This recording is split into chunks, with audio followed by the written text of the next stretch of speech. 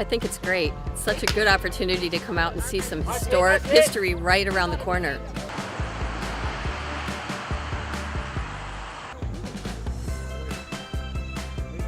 I've never been here, I've never been to the park, and sure it's exceeding expectations. So great to see the ball teams and understand the history of baseball and visit the house.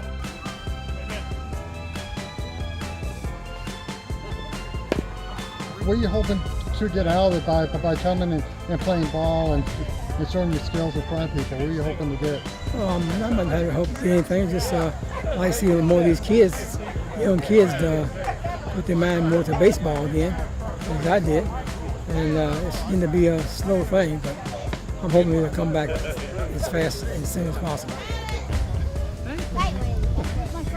So tell them your story, how you became a baseball player. Well, I was about 5 or 6, and I stuck with my head. And I never get the time. I had another PQ in the record. They took me across the field. And that's what first came in. Yeah. He just came down first base. And I hollered at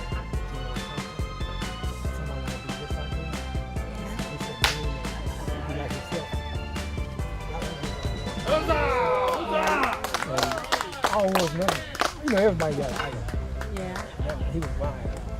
Hey, fine play. Wow, look at that. What I was saying, just stick with it, son. It's hard work. Yeah. You count. He won the state championship in Cleveland a couple weeks ago. Really? 8-year-olds. Good. He plays for the. We're gonna play for the Fairfield Chiefs next year. Good. Good.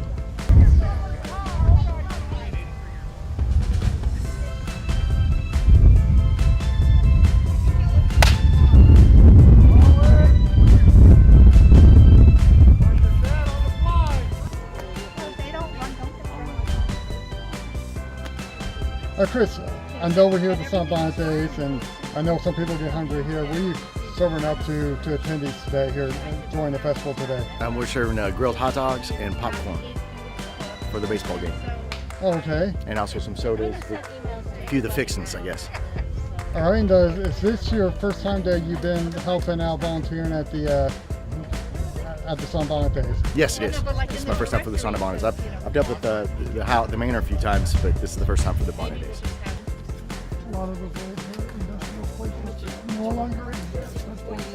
We both live in Fairfield. This is my mom. She's 86. And we have been wanting to come here for a long time, so we're glad that we came. It's really interesting to see the history of Fairfield. We both live in Fairfield for the past 20 some years.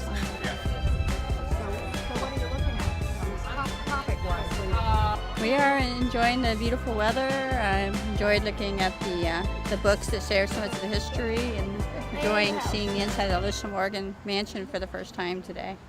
Been painted and stuff, but it always comes through. Really?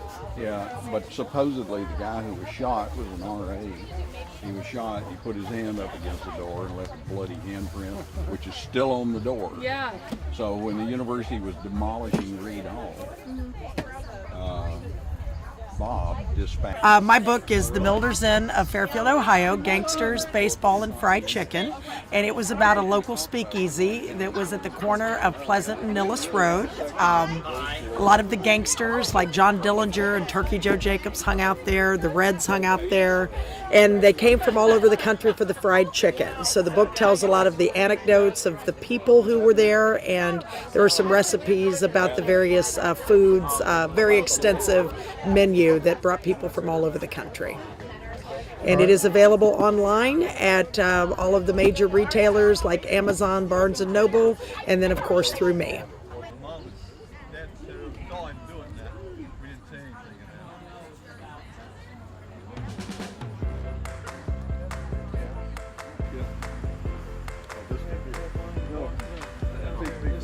Oh, hey,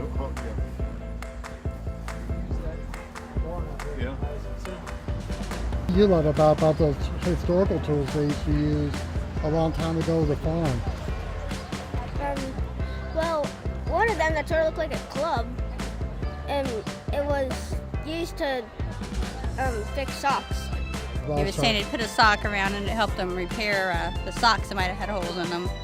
This here is what they would use to put, if you had a sock had a hole in, they'd put the sock over that and then they could darn the sock easier. Pitchforks. Yeah, there's the pitchforks over there. I don't know, like pitchforks, because pitchforks are normally straight out and they're sort of turned, sort of like hoes. Yeah. This here is a straw hook. They'd pull the straw out of the hay, out of the straw pile for taking the barn, and then they would take a fork like this fork here to carry it in the big fork. And these here, 3 here, are manure forks when you clean the barn out. These hooks here were to pull silage. These pitchforks, there's different length handles. This one here's the longest handle. That was used to pitch the hay up on top of the, on the wagon we got high. And there's a 2-tine one here. That right there, down there, that was used to pitch bundles of grain from thrash onto the wagon and then from the shocks, and then they would take it and use that same fork to pitch them onto the thrash machine. Oh, well, the farm tools are interesting because it looks like some of the things that my dad used to have in his garage and in his barn, and some of the things I didn't even know what they were. So that was educational for me. This here was a wash boiler. They filled that up with water and set that on the old cook stove or wood burning stove in the kitchen to heat the water to do the washing, laundry. And that there tub, they put the water in that there tub, and that washboard underneath there is what they used to tell the washing machine to rub it in on Saturday evening. You would take that tub in the house, and that's what you took a bath in, before you had running water in the bathroom. And you can see most products came in wooden boxes. Cans of those came in that one. That's a cardboard box. That's more modern. That was greenhouse tomatoes, but then Peter's firearm. Bullets came in that top one. Raisins in that one below it. And cheese, Armor, I forget it's on the end of it. What meat come in that? And Velveeta cheese box, and then Dynamite come in that lower one. That.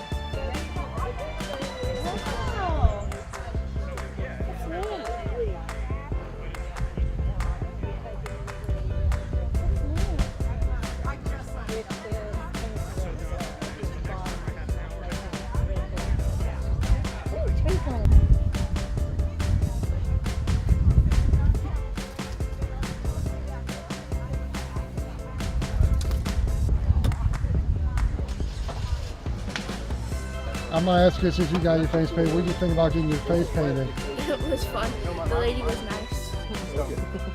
And what kind of design did you get in your face? I think I filmed you when you're getting that done. What kind of design did you get done? I got a butterfly, and then the girl over there is getting it now. She has a bunch of stuff like they also like have ladybugs and like I saw caterpillars, like hearts and things like that. It's cool.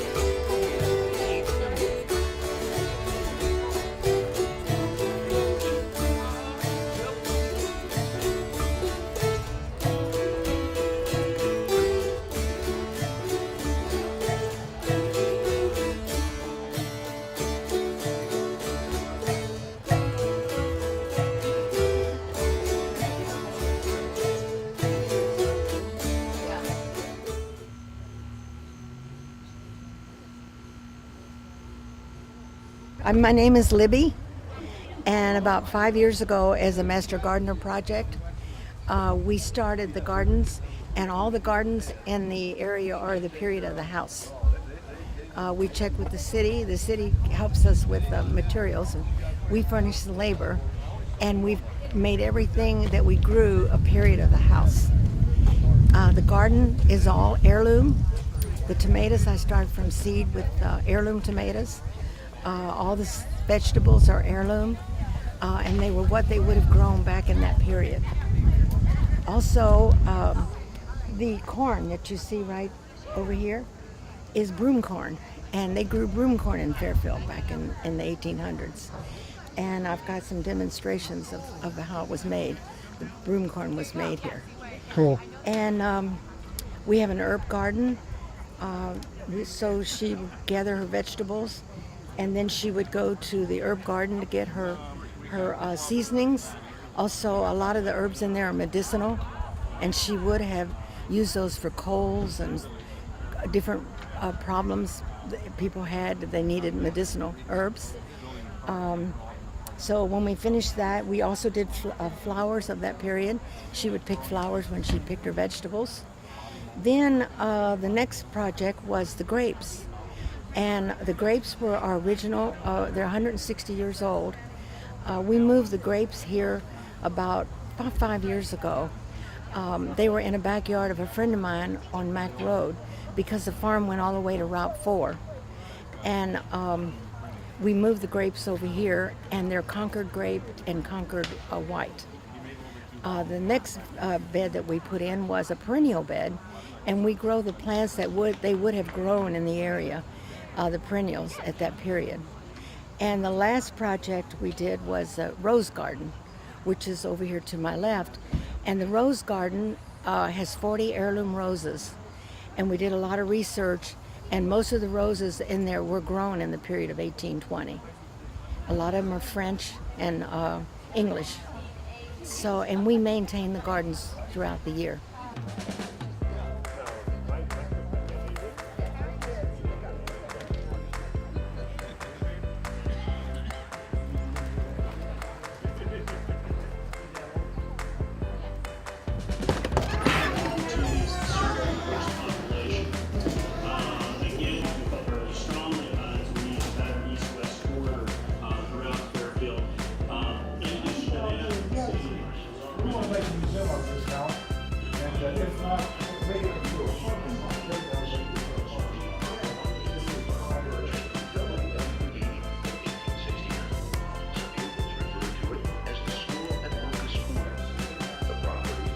My name is Bob Pendergrass, and I'm the archivist for Fairfield Historical Society. And what we're doing here, we're setting up this place so people can get an idea of some of the history of the city.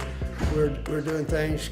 We got like pictures of old prints of different old establishments here in Fairfield, and then we got. It's just we're trying, and a lot of the work they're doing here too is the history of this house. It was over 200 years old. It was built in 1817, the Elisha Morgan home, and so there's a lot of time and effort went in research and studying that.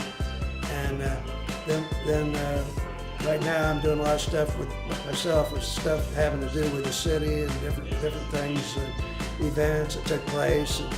And here in this exhibit in this room right now, I'm doing things having to do with the school and the history of the Fairfield school system. And on this table here, for example, I got like the original 13 schools pictures of them and when they were built and the time frame that they were in existence. And then the last two schools, our freshman school and the central, we got information on them and when they were built and the time frame, how many students were there at that time, and the population. And basically what we're doing here is just trying to give a history of the city and all the stuff that's going on. And we do have a historical society, and we're working hard to keep it going. So.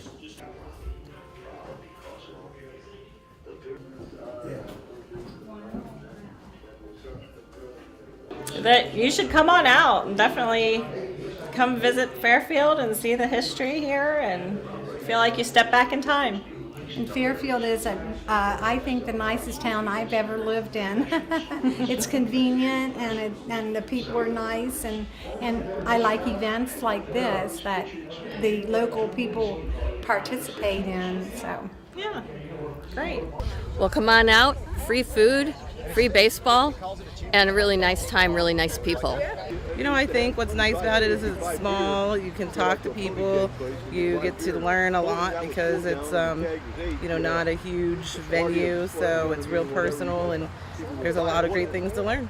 Come to Sunbonnet Days 2017.